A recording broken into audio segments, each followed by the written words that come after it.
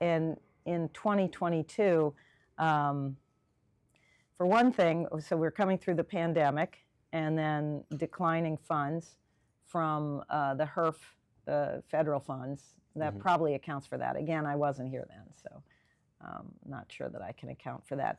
But I will say also that, you know, there are business cycles and, you know, finance, if you look out in industry, companies have to deal with this as well. They occasionally have to shrink their workforce, and then they grow it when they see an opportunity in the market to make more revenue. And so, do you expect that we might see a break from this trend under the current administration? Do you think that it's going to keep being that sort of business ebb and flow? Well, you know, I'm hoping for the flow. I'm hoping for us to go up. And again, as I said, we're planning for a number of different initiatives and new programs and so forth that we hope will better meet the needs of students today and the market, and that will attract more students. Also, though, what's really important to us is improving retention and graduation and time to degree. So, you know, that's our strategic plan basically speaks to that. Our first strategic imperative is to create clear pathways for students to get into and through their degree programs. That makes sense. And I actually wanted to ask you a little bit more about the strategic plan. I mean, is that, so yeah, student retention and time to degree enrollment, those are big parts of it. How would you summarize, just like briefly summarize what the strategic plan is? Well, the strategic plan is a vision for 2030. It's future in focus, and it has, you know, it has a set of guiding commitments as well, and 4 main priorities for 4 main imperatives. One is to create these clear pathways for students so that they can see where they're headed and what they need to do in order to get through in an efficient manner and to get good careers and a return on their investment. And the second is to lead the Pacific Northwest in serving minoritized communities and raising the college-going success rate. And then the third is to empower our employees and our operations so that we're really efficient and everyone is working well together and meets our guiding commitment of a community of care and well-being. And then the fourth is to drive the resurgence of Portland economically, culturally, socially. And that's really important because our future depends on Portland's future and vice versa, really. We believe that we're really essential to the resurgence of Portland and that will bring more students downtown, bring more families downtown, and make this a much more vibrant place. And I think that's crucial to enrollment. All right, thank you. So I want to talk a little bit about some of the new building projects on campus, just very briefly. You know, I think that it's become kind of a point of contention. You know, on the one hand, they create a more lively campus and they have the potential to drive new students. But on the other, I think that a lot of people within the community feel that these projects are not justified given our current financial state. So if I could just get your kind of response on that situation as a whole. Right. Thanks for asking, because that really helps me to clear up some misunderstandings. Capital funding is completely separate from our operating budget. It's not part of our E&G budget, our education in general, and which is our day-to-day. We fund capital projects through bonds that we get from the state. On the one hand, academic programs are funded by bonds that we don't even have to pay back, along with philanthropic matches that we have to raise. So we have to go out and find donors, but that's very synergistic because the academic bonds will help us to create confidence on the part of our donors that we can achieve these goals. And then the student housing is, those bonds we do need to pay back, but those are paid back by the funds that are paid by people who live in the student housing, say. So those are self-funded in a way. would those funds for student housing, that wouldn't come out of any other pool than just, okay, gotcha. No, it's just the auxiliary with the bond, so the debt is carried by the state. So what about the future operating costs of these buildings then? Would those wouldn't be covered by the bonds? No, again, those are self-funded. So when people pay rent to live in in the student housing, then that rent covers those costs. Right. So what about buildings like the Vernier Center or the new art building that's under construction? Yeah. So right. So those are operating costs that certainly would be part of our regular maintenance of buildings. Do you think that those operating costs could end up being a financial strain? Well, they're often replacing buildings that are actually even more expensive to run because they're upgraded in terms of their HVAC and things like that. So, it is long run prudent to be continuing to upgrade facilities and to keep them in good running order. That makes sense. Are these buildings, though, are they expected to increase our overall expenses in the coming years? No. Okay. So then I would like to talk a little bit more about layoffs, since this has been one of, I think, the biggest points of contention in regards to the contract agreements that came forth between the administration and the faculty union. So for starters, would you clarify what PSU's stance is on shared governance as it comes to layoffs decision making? Yeah, okay, so shared governance has to do with the programs that we're putting forward and shared governance in terms of like faculty senate, right? They are the ones who decide which programs we put forward. But the size of the program in terms of the capacity for teaching and the number of courses put forward, that's really a management administrative decision. So, and not something that shared governance does. Now, on the other hand, there's also the Board of Trustees, which is also part of shared governance in that larger sense, right? And so the Board of Trustees, is responsible for setting financial targets. That makes sense. But there have been people that have claimed that these mass layoffs represent a curricular change, which, as I understand, would necessitate the involvement of the faculty senate. You've got them all riled up. Sorry, buddy. Yeah, do you want me to repeat that? I'm sorry. So, people have claimed that these changes represent curricular changes, right? Which, as I understand, would necessitate the involvement of the faculty senate. Right. That's why I was talking about the part about programs and programs that are put forward or not.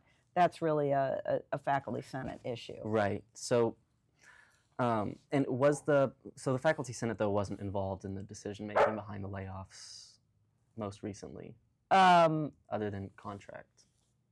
Okay, so not the faculty senate, but the faculty and the department chairs and the deans. So there was very broad participation, especially from the school level on down, in determining the size of the particular programs, which programs would be shrunk and would then need less teaching capacity. Right, okay, yeah. So are the faculty of any high enrollment courses being cut, or is this, or is it based purely off of enrollment or Elijah? So it may well be that there are some faculty who are currently teaching a highly enrolled class that might be on that list of 17 faculty who are being laid off. And I don't know exactly the answer, but the big picture is that the unit itself, say a department, right, that teaches this course, the question is how much capacity do they need overall? And then the exact faculty to get laid off is determined by the union contract because it's last hired, first fired. So that's part of the contract and not something that management could unilaterally decide. Okay, gotcha. But so in those circumstances, though, where faculty may have high enrollment courses, and then these faculty are getting laid off, what's going to happen to those courses? What's going to happen to the workload of these professors? So, you know, typically highly enrolled classes are at the lower level, and typically that most faculty in a department can cover those. So there will be a shifting of course assignments. But that happens all the time. Department chairs typically are the ones who decide what is the assignment for each faculty member in a department. You know, faculty are often asked, what's your preference to teach this course or that course? But ultimately, it's up to the department chair to make sure that all the courses needed to be covered are covered by the faculty in the unit. Okay. But some courses then, some of the workload from some of the laid off faculty is going to be distributed among their colleagues? Correct. Gotcha. Right. But that wouldn't change their teaching load.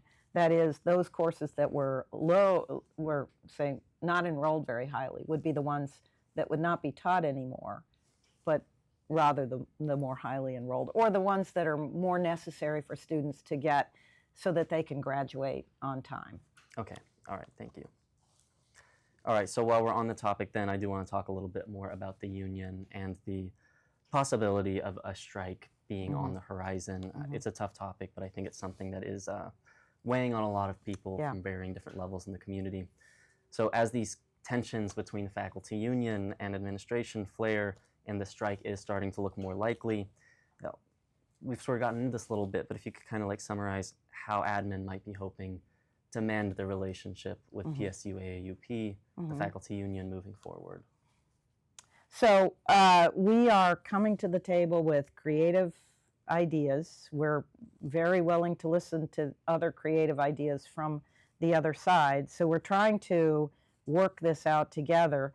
You're right in your earlier question to say that the layoffs have been a very difficult point, a sticking point. You know, I know it's very difficult to even consider losing one's job or having one's colleagues lose their jobs. And, you know, I feel a great deal of sympathy with that. That is actually hitting my own family. So I can really sympathize with that.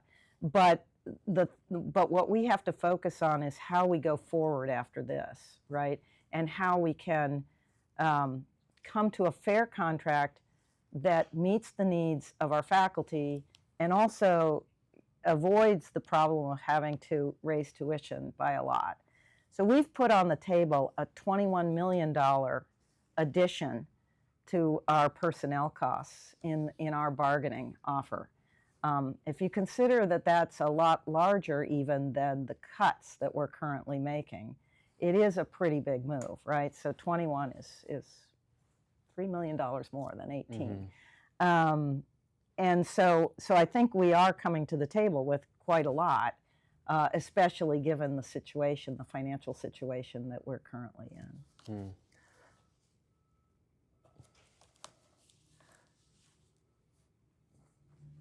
So with the potential for this strike on the horizon, what would you say to parents and students who might be concerned about a potential dip in educational equality, potentially even, you know, due to these layoffs, due to these disagreements? Yeah, so I think that, you know, we have to avoid a strike, and we're working really hard because that would be extremely disruptive. But we're also, you know, making plans for how to deal with it if temporarily there is a disruption due to a strike. And we are going to be completely student-centered in that case. We're going to make sure that we prioritize making sure that students can continue their degree progress, and especially students who are expecting to graduate in June can have an opportunity to do that. We will try to avoid as much as possible any disruption in that or any even deviation, and do our best with the potential available resources that we have. So what do you think that might those plans might look like if there is a massive faculty strike and there's not a lot of teachers, actually able to or available Yeah. to teach these courses? Then how would students still continue their Yeah, their well, we research? know that there actually are going to be a fair number of faculty available and to teach the courses, and we will be hiring outside as well. I mean, that's sort of the way this would go. We're looking. There was a strike at Oregon Tech in maybe 2017. There have been some other strikes. We're looking at how those institutions manage those.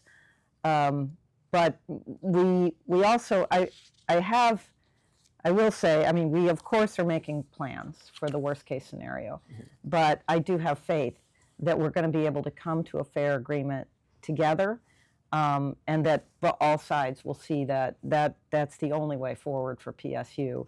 We cannot, go forward in this situation where the federal administration is creating all kinds of havoc for higher education. We just can't divide ourselves at this moment. All right, thank you. And then one last question on this topic of layoffs in the union and the possibility of a strike.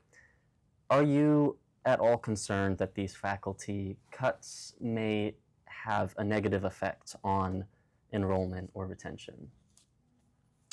Yeah, I have to be concerned about that. I mean, we have been considering where there will be,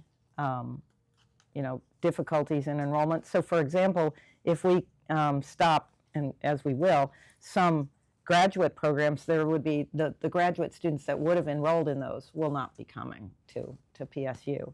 We feel a little bit more confident that we are able to offer a wide variety still of high quality programs at the undergraduate level from which students will be able to choose. So we're a lot of what we're eliminating or putting on moratorium is either redundancy or degree programs that are very low enrolled, in some cases zero enrollments. And so they're just kind of a distraction. All right. And then, while we still have some time, I do want to get into the topic of Boeing. I think this is something that it's come up in our last few interviews, but I think it's also something that has come up a lot just over the years. Students have raised concerns about this before. In 2016, ASPSU passed a resolution calling on Portland State to divest from institutions that violate the rights of Palestinians. And then in 2021, they passed a follow-up resolution to specifically cut ties with Boeing. And then again in spring of last year, they passed another resolution with the same purpose. So this is something that's been kind of going on for a long time. Do you expect that we'll ever see any sort of a resolution to this issue? Yeah, so we've had a committee on socially responsible investment and partnerships, which I created because I felt that we did not have a clear framework for working through questions about our partnerships and our investments and things like that. Although we had some policies, but this committee has been able to gather all of these together. They've just submitted to me a draft report with recommendations about a larger framework for thinking through specific issues, specific partnerships, because I should reiterate that with Boeing, we have no investments in Boeing. Boeing provides us with some scholarship funding for low-income students, basically, and also some internship possibilities. So that's more of a partnership issue than an investment issue. But I think that has become clearer over the years. So yes, I expect once I've been able to digest that report and go back to the committee and ask for some clarifications and have a conversation with them about this, that then I'll be able to either make decisions on my own with leadership here, or take it to the Board of Trustees or the Foundation Board if that's the appropriate level at which a decision should be made. So yes, I expect to be able to make a decision, this academic year. All right. And then, so with that being said, you would say then that cutting ties with Boeing is not firmly off the table? I would say that I have not yet had a chance to look at the framework and decide what the framework is for making that decision. Okay. So, have the Committee of Responsible Financial Investment? The Committee on Responsible Investments and Partnerships. Investments and Partnerships, thank you. So those have been the most recent, that draft was sent to you quite recently. Right. Have there been any other results from that committee over the past 9 months? I think they only started working actually about in November, but I announced it. It took us a little while to get the committee assembled and get them working and put together. So no, that's the takeaway. That's the product of the committee is that one report. All right, thank you. Now, I do want to ask a little bit more of a kind of heavier question on the topic, though. Obviously, this thing with the PSU's relationship with Boeing has caused a lot of turmoil on campus recently. The occupational library last spring being the most notable example. We've seen kind of how some students are willing to go to very drastic measures in order to see a resolution. So I want to ask, given those circumstances and given the strategic plan's emphasis on attracting and engaging students, how would you say Boeing fits into PSU's strategic plan?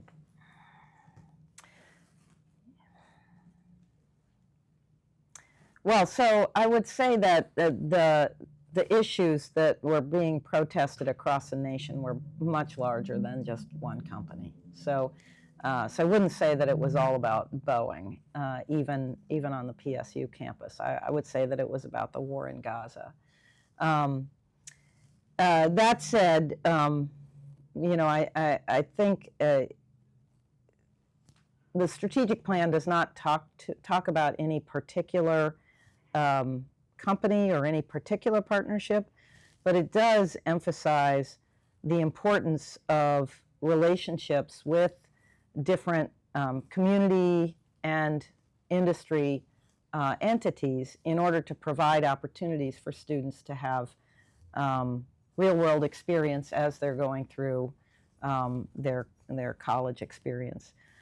So I'd say that's one way that it plays a really important role in our strategic plan. It's an example of a community partner or an industry partnership, which we want to grow more of. Another example would be with Daimler, the trucking company, or with Leica, the filmmaking company. So there are many such partnerships. Intel, that's a huge one. We need to grow those partnerships. They provide very valuable experiences for our students. And I think many students have also benefited from the scholarships that they've provided. That makes sense. And I don't doubt that a lot of students have benefited from these opportunities, but I do think that it is just in general a different topic than partnerships like just simply because of how much of a hotly discussed issue it is, and because of the kind of real, tangible ramifications that have occurred because of that, the real sort of incidents. And so I guess my kind of follow-up question would be, do you think that it's kind of worth the trouble? Well, I think it is always important to have a set of principles that you work by. Otherwise, especially in a big institution with a lot of diverse opinions, diverse value sets that students and faculty, for that matter, and staff bring, that your constituencies bring. And so I think what's really important, and this is why I wanted a committee on this broad set of issues, it's important to work from principles. And maybe that's also the philosopher in me, but I think you have these set of principles, and then you make deductions and conclusions based on those. There are many. It's not only about, it's not only about the opportunities for students that different companies bring, but it is also their values and what they do and what they create, and what kind of, whether they're sustainable and whether they participate in weapons manufacturing. Those are all considerations for sure to take into account. But it's a complex issue, and I think it's really important to have a principled decision-making framework. All right, thank you. And then while we're sort of on that topic, I did want to ask about some of the aftermath of the protest, specifically some of the sanctions that students had received, mostly throughout the summer and fall afterwards. We did see some of the conduct letters that were sent to some of the students, and there were certain requirements on them, such as for certain students were required to engage in community service, write reflection letters on their actions, and pay fines if they wish to continue schooling at Portland State University. So I'm not going to ask you about any ongoing conduct investigations, but I would like to ask if you believe that these sanctions are a necessary step towards equity and justice following that civil disobedience last spring. Mm-hmm. So, I think, we have to be consistent in our application of student conduct sanctions and investigations, and thorough as well, and thorough and consistent. And, from my perspective, if students or if anyone violates the law, they need to be held accountable for that. And, when you think about civil disobedience, that's people who are civilly disobedient are violating the law with the full expectation that the law will apply to them. So, that's speaking in very general terms. I'm not speaking specifically about these events, but that is basically the definition of civil disobedience. So I'm not sure why somebody who goes into an action thinking that they're being civilly disobedient is then upset when the law is actually applied. Right. Well, but this isn't necessarily these aren't, it's not the law in this particular instance. A lot of these students may also have certain ongoing criminal trials that are happening outside of the university's conduct system. So what I'm kind of specifically asking is how this sort of fits into the university's values, the application of these specific sanctions. Yeah. Well, so without a specific example of what the conduct was and what the finding was, it'd be hard for me to speak to that.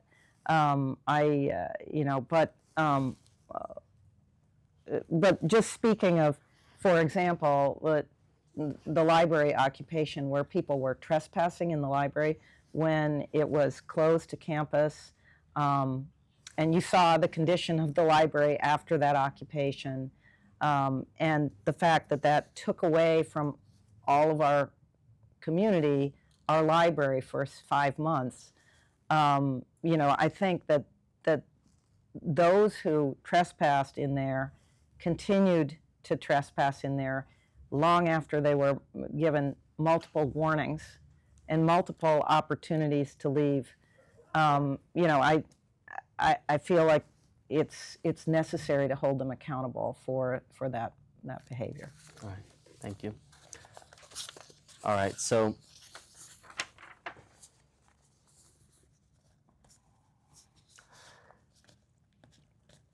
I think I want to ask some more closing kind of questions looking forward. Looking ahead, what is one thing that you want students to take away from your leadership at PSU?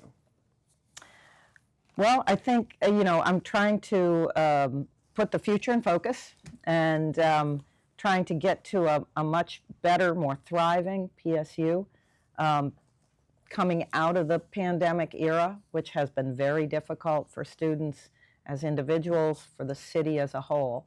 And so what I'm looking forward to really is a resurgent Portland that's really vibrant, where our students are able in even better and better ways and more with greater safety and greater security to get through their degree programs and feel proud of the time that they've had here. So I'm looking forward to, getting to the other side of this particular financial crisis and also being able to, do really fun things like go to homecoming games in Providence Park or shows in the new Performing Arts and Culture Center, or to enjoy, as you mentioned, the Vernier Science Center, the incredible facilities there that we've built, the wonderful indigenous STEM opportunities, like with the Indigenous Kitchen there, for study of the vibrant cultures that exist in Oregon. All right, thank you. And then, in general, what is something that you might want to say to students and community members who maybe feel a sense of unease looking forward in these uncertain times? Yeah. Hang in there. The best is yet to come. And we're getting better. We have, I think, great support from City Council, from the legislators in Salem, from business and industry here, and that's with their support and with the great talent we have on our faculty and in our staff. We've got great times to come ahead. All right, excellent, thank you. Now, I think we're coming up on the end of our time right now. I think we have about 60 seconds left or so. Mm-hmm. Yeah, 60 seconds, okay. Any closing statements you would like to make? I think I just did make a closing statement. Yeah, I would say so. Well, let me say thank you for this opportunity to talk with you. I appreciate all your questions, and I appreciate everyone who's listening in today or who views this later as a webinar. It's been a great opportunity to talk with you and Student Media Board and to see all the great technology you've brought to my office to make it happen. So of course, thank you, and Isaiah. thank you so much for having us here today. You bet.